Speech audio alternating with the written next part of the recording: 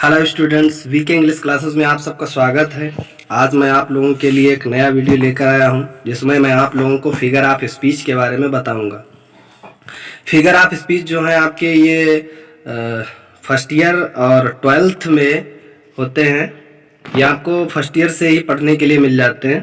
First year में भी पढ़ने पड़ते हैं, 12th में फिर आगे तो होते ही हैं। हाई स्कूल तक ये नहीं होते हैं। देखिए फिगर ऑफ स्पीच होता क्या है। ये आपके कई फिगर ऑफ स्पीच होते हैं। सिमली है, मेटाफर है, पर्सोनिफिकेशन है, अपोस्ट्रोफी है, हाइपरबोल, ऑक्सीमोरोन, ओनोमाटोपोइया। ये आपके 7 फिगर ऑफ स्पीच होते हैं। तो आप पहले फिगर ऑफ स्पीच देख लें होता क्या है। A figure of speech is a deviation from the ordinary use of words in order to increase their effectiveness. Basically it is a figurative language that may consist of a single word or phrase. It may be a simile, a metaphor, a personification to be convey the meaning other than the literal meaning. देखिए figure of speech का use कहाँ होता है। Figure of speech होते हैं अलंकार, जो आप लोग हिंदी में पढ़ते हैं। जैसे आप अनुप्रास पढ़ते हैं, यमक पढ़ते हैं, उपमा पढ़ते हैं, इसी प्रकार से अलंकार होते हैं। तो फिगर ऑफ स्पीच जो हिंदी में इसे अलंकार कहते हैं, और अलंकारों का प्रयोग भाव प्रकाशन की शोभा बढ़ाने के लिए किया जाता है। जिस प्रकार आभूषण स्त्री की शोभा बढ़ाते हैं, उसी प्रकार भाषा में सरलता, नवीनता, माधुर्य और सौंदर्य के लिए अलंकारों अर्थात फिगर ऑफ स्पीच का प्रयोग किया जाता है। अब कौन कौन से फिगर ऑफ स्पीच है वो हम देखते हैं। तो आपके टोटल 7 फिगर ऑफ स्पीच है। आपका पहला जो है वो आपका सिमिली है। तो सिमिली में क्या होता है, in simile two unlike things are explicitly compared. देखिए इसमें दो जो वस्तुएं होती हैं या दो बातें होती हैं, तो उनकी आपस में तुलना की जाती है, ठीक है। और तुलनात्मक वर्ड जो है वो भी यूज किए जाते हैं। जैसे फॉर एग्जाम्पल के लिए वर्ड दिया है, सी इज लाइक अ फेरी, वह एक परी के समान है। देखिए उसकी किसी की तुलना जो है परी के समान की गई है, तो इसलिए इसमें लाइक वर्ड का यूज हुआ है। A simile is introduced by words such as like, so, as, etc मतलब नहीं, बस so, like, as ये 3 वर्ड ही यूज होते हैं। जब किसी सेंटेंस में इन 3 वर्ड्स का यूज होगा तो वो सेंटेंस आपका सिमिली का होगा। जैसे she is lovely like a rose, she is lovely like a rose, वह एक गुलाब के समान प्यारी है। तो यहाँ पे किसी की तुलना की गई है उस गुलाब से, ठीक है। नेक्स्ट है the night is dark as a black stone, रात जो है काले पत्थर के समान काली है। जिस प्रकार से एक पत्थर बहुत काला होता है, उस प्रकार से रात काली है। तो रात की तुलना एक काले पत्थर से की गई है। तो इसमें देखिए पहले वाले सेंटेंस में लाइक का यूज हुआ है, नेक्स्ट में एज का यूज हुआ है, और नेक्स्ट में लाइक का यूज हुआ है। तो इनमें लाइक, ठीक है, सो और एज का यूज हुआ, इसलिए ये सिमिली है। तो सिमिली में क्या होगा, तुलना की जाएगी, और जो तुलनात्मक वर्ड है, ठीक है, लाइक, सो, एज, इनका यूज किया जाएगा। फिर आपका नेक्स्ट आता है मेटाफर। तो मेटाफर में क्या है, इट इज एन इनफॉर्मल और implied simile in which words like, as, so are omitted. Omitted का मतलब लुप्त होना, गायब होना। For example he is like a lion, ये सिमिली है। He is a lion, a metaphor है। In the following examples metaphors are under. देखिए क्या है इसमें दिया गया है। मेटाफर में आपके क्या होता है कि रूपक में तुलना की जाने वाली बातों को एक मान लिया जाता है, तथा तुलनात्मक प्रकट करने वाले शब्द एज, लाइक अथवा सो का प्रयोग नहीं किया जाता। देखिए सिमिली आपका क्या है, सिमिली आपका उपमा है, उपमा, उपमा अलंकार है सिमिली। और जो आपका मेटाफर है ये आपका रूपक अलंकार है, ये आपका रूपक अलंकार है, ठीक है। तो यहाँ पे मेटाफर में क्या होगा कि इसमें भी तुलना ही की जाएगी, ठीक है, लेकिन तुलनात्मक वर्ड जो है लाइक, सो, एज, इनका उपयोग नहीं किया जाएगा, ये ओमिट हो जाएंगे। ओमिट का मतलब लुप्त हो जाएंगे। जैसे एग्जांपल दिया है, he is like a line, वह एक शेर के समान है, तो ये सिमिली है क्योंकि उसमें लाइक का यूज हुआ है। फिर यही सेंटेंस अगर लिखे ही इज अ लाइन, वह एक शेर है, तो ये मेटाफर होगा क्योंकि इसमें लाइक का यूज नहीं हुआ। तो इन द फॉलोइंग एग्जांपल, ये जो अंडरलाइन, जैसे ये लाइक है तो ये मेटाफर हो जाएगा। नेक्स्ट इसका आपका एग्जांपल है, लाइफ इज अ ड्रीम, जीवन एक स्वप्न है। अब इसी को लिख दो, life is like a dream, तो सिमिली हो जाएगा। The camel is the ship of the dessert, ऊंट जो है रेगिस्तान का जहाज है, तो ये भी मेटाफर हुआ। ऊंट की तुलना किससे की जा रही है, जहाज से की जा रही है, तो ये अगर इसे आप सिंपली बनाना चाहे तो ये भी सिंपली बन जाएगा। The camel is like the ship of the dessert. Camel जो है ऊंट के रेगिस्तान के समान है। तो यहाँ पे आपका इस प्रकार से मेटाफर होगा। नेक्स्ट देखेंगे पर्सोनिफिकेशन। पर्सोनिफिकेशन क्या होता है? पर्सोनिफिकेशन होता है मानवीकरण अलंकार। ठीक है, तो personification is an attribution of personal nature, intelligence और character to inanimate objects or abstract notions. For example, in some phrases we use the furious storm, the thirsty ground and the pitiless cold. Some other examples are, देखिए कुछ और भी example वो नीचे लिखे हैं, यहाँ पे जो दिए गए हैं एग्जाम्पल के रूप जैसे फुरियस स्टॉर्म, ठीक है, बहुत भयानक तूफान। देखिए भयानक का मतलब क्या होता है? भयानक तो कोई मान के चलो जैसे कोई ह्यूमन बॉडी है वो भयानक होती है, यहाँ पे तूफान को भयानक किया गया। तो ये पर्सोनिफिकेशन, मानवीकरण। यहाँ पे थर्स्टी ग्राउंड, प्यासी धरती। प्यास तो मानव को लगती है, किसी जीवित को प्यास लगती है, धरती कैसे प्यासी हो सकती है? तो यहाँ पे अगर थर्स्टी ग्राउंड दिया तो ये मानवीकरण, पर्सोनिफिकेशन है। पिटीलिस कोल्ड, ठीक है, दया रहित ठंड या दया रहित सर्दी। तो दया तो मर्सी जो आपका मर्सी जो क्वालिटी है आपकी, वो तो एक जीवित में होती है, एक मानव में होती है। तो यहाँ पे सर्दी को बता दिया गया। तो इस प्रकार से जो अदर एग्जांपल आपके जैसे लिटिल सारो सिट एंड बीप, ये बोकासियो ने कहा है। ये आपका विलियम शेक्सपियर का एक प्ले है, उसमें बोकासियो कैरेक्टर है, वो कहता है little sorrows sit and beep. थोड़ा दुख जो है वो बैठता है और रोता है। तो दुख ना तो कभी बैठता है और ना ही कभी रोता है। फिर दिया गया the dish ran away with the spoon.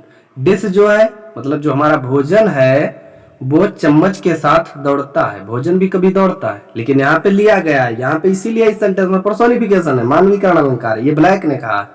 Next आपका experience is the best teacher. अनुभव एक अच्छा अध्यापक है। अनुभव भी कभी अध्यापक होता है? अनुभव तो अध्यापक नहीं होता है, हमने नहीं सुना भाई, लेकिन इसमें कह रहा है तो है, लेकिन क्या है इसमें? पर्सोनिफिकेशन है। लव इज ब्लाइंड, प्रेम अंधा है। अंधा कौन होता है? जिसकी आंखें होती है। प्रेम की आंखें होती नहीं होती है, लेकिन फिर भी कहा गया है कि प्रेम अंधा है। तो ये पर्सोनिफिकेशन है, ठीक है। इस प्रकार से मतलब इसका अर्थ ये होगा आपका पर्सोनिफिकेशन का, अगर इसे हिंदी में समझे तो ये होगा कि इस अलंकार में निर्जीव वस्तुओं तथा भावों को सजीव मानकर व्यक्ति के रूप में वर्णन करते हैं, ठीक है। इसमें जो निर्जीव भाव होते हैं उनको हम सजीव मान लेते हैं और उन्हें एक व्यक्ति के रूप में वर्णन करते हैं। नेक्स्ट आपका है अपोस्ट्रोफी। अपोस्ट्रोफी होता है संबोधन अलंकार। इसमें क्या? It is a direct address to some inanimate thing और some abstract idea as if it were living person और some absent person as if it were present. Example boy's mother loved him very much. देखिए apostrophe में क्या होता है कि apostrophe वह अलंकार है जिसमें मृत, अनुपस्थित या मानवीकरण किए हुए पदार्थों या विचार को संबोधित किया जाता है, ठीक है। तो वो अपोस्ट्रोफी एक सबसे बढ़िया पहचान है कि इसमें जो होगा आपका क्वेश्चन मार्क मिलेगा या ये इस तरह से आपका जो इंट्रोगेशन मार्क होता है ये ऊपर से इस तरह से, फिर ये फुल स्टॉप नीचे होता तो ये आपका मिलेगा। तो boys mother loved him very much, लड़के की मां उसे बहुत अधिक प्रेम करती थी। तो यहाँ पे ये देखिए बॉयज, बॉय के ऊपर अपोस्ट्रोफी लगा है तो इसलिए ये इसी को अपोस्ट्रोफी कहते हैं, ठीक है। ये ऊपर जो निशान लगाते हैं। उसके बाद में दिया है O death where is thy sting. यहाँ पे ओ डेथ के बाद में देखिए क्वेश्चन एक्सक्लेमेशन मार्क है, लास्ट में क्वेश्चन मार्क है। फिर आप देख सकते हैं ये से दिया गया ओ कैप्टन माई कैप्टन, ये दिया गया आपका ओ कैप्टन माई कैप्टन। ये आपकी पोएम है, लास्ट ईयर थी इंटर में, इस बार सिलेबस चेंज हो गया इसलिए नहीं है, बाल्ट विटमैन की पोएम है ओ कैप्टन माई कैप्टन। तो इसमें देखिए एक्सक्लेमेशन मार्क दिए गए हैं दो जगह पे, ठीक है।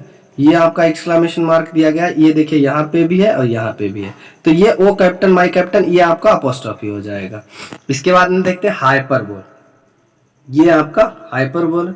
हाइपरबोल में क्या होता है? Hyperbole is a statement made emphatic by overstatement, ठीक है। हाइपरबोल मतलब अतिशयोक्ति अलंकार। आपने हिंदी में पढ़ा होगा अतिशयोक्ति अलंकार। तो अतिशयोक्ति में क्या होता है? किसी छोटी वस्तु को बहुत बढ़ा चढ़ाकर कहना, ठीक है। जैसे virtuous as the sands of the shore. Next है their chief was mountain high, उनका मुखिया जो है पर्वत के समान ऊंचा। भाई पर्वत के समान थोड़ी ऊंचा हो सकता है, लेकिन है, तो यहाँ पे हाइपरबोल है, ठीक है। Reverse of blood flowed in the battle field, युद्ध के मैदान में खून की नदियां बह गईं। इतना मतलब युद्ध हुआ कि खून की नदियां बह गई, पूरा कुरुक्षेत्र बना दिया। ठीक है, वैसे ऐसा तो कुरुक्षेत्र में कहा जाता है कि वहां पर लड़ाई, तो आज भी वहां की मिट्टी लाल है।